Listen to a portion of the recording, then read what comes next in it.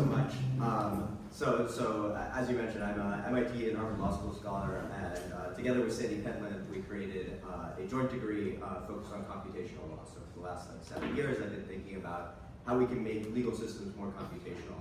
And I think with reference to what we've been talking about today, there's really two kind of key things to focus on.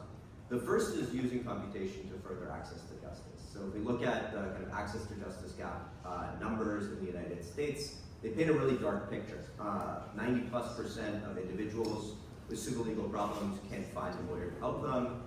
For small businesses, it's about 60% of small businesses.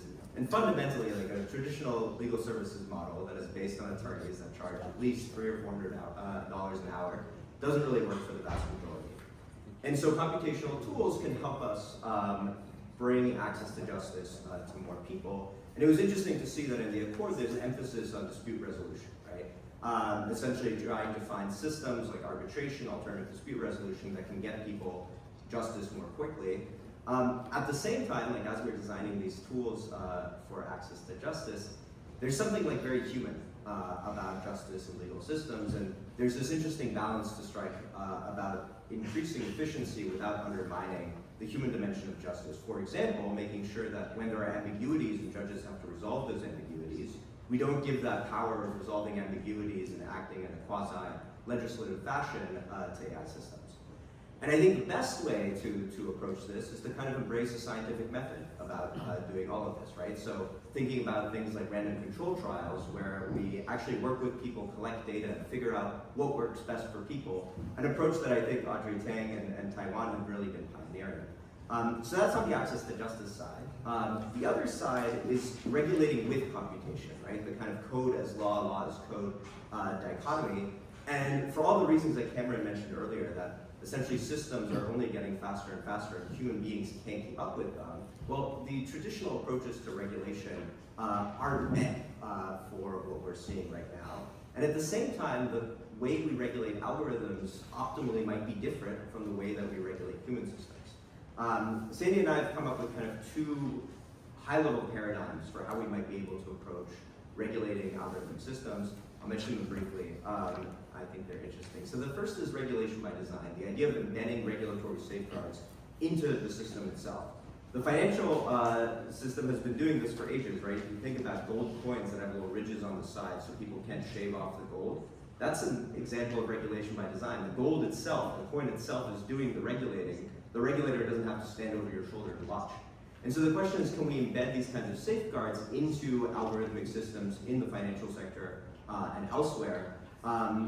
The analogy, if you want to understand it simply, is it's the kind of car that can't exceed the speed limit. No matter how much you press on the pedal, you just can't go faster than the speed limit. The second idea is legal dynamism. So the first idea is about a car that can't be faster than the speed limit. The second one is a speed limit that depends on how many people are on the road. This is a terrible way of regulating humans. Imagine you're going down the freeway, every time a car merges on, the speed limit changes, but algorithmic systems don't care. And the optimal regulatory intervention might depend on external factors. And so we can kind of think of law not as this kind of static intervention, but as something much more dynamic.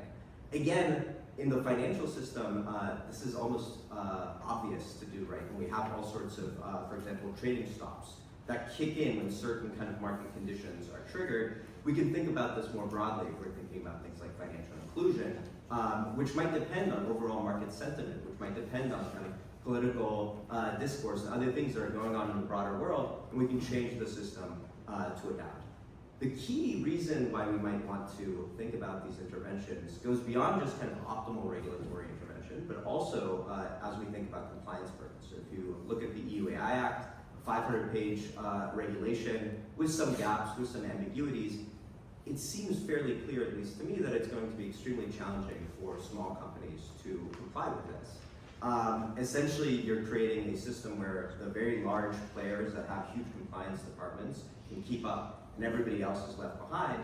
If you have a set of regulatory safeguards and guardrails that are relatively easy to implement, that have been pre-vetted, then it's much easier for smaller players to essentially, if you're familiar with GitHub, import that code base into their products, know that they're satisfying regulatory requirements, and thus you can encourage innovation. So we've been doing a lot of work around this in the European Union, but it seems like a model that you could apply elsewhere. So very excited about the financial accord. Very excited that Boston's taking this leadership role, and very happy to talk more about computational law with all of you later. Thanks. Thank you.